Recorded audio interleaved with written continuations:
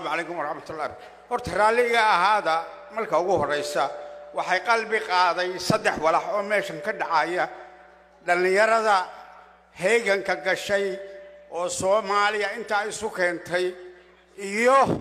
farxadda iyo jawiga iyo naamuuska meesha yaala bay qalbi qaado oo inta iga keenay raali ahaada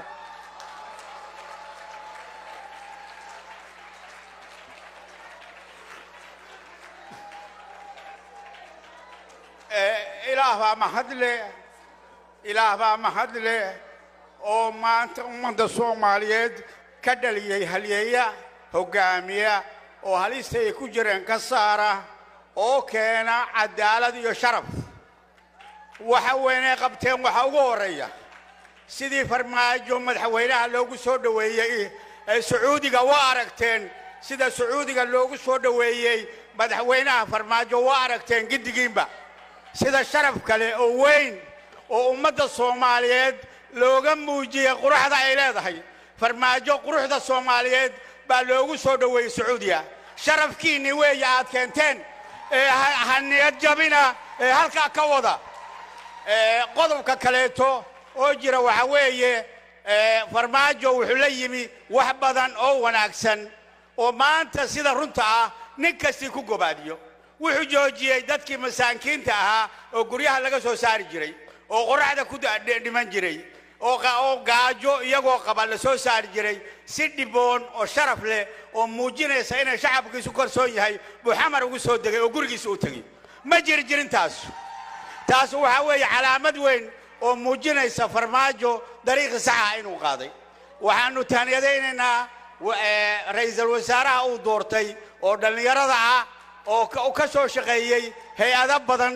hay'adda uu soo shaqeeyay waxa la dhisay 1936 waxa la oran jiray Aid Europe waxna loo bedelay refugee Norwegian baa loo bedelay markii dambena 1946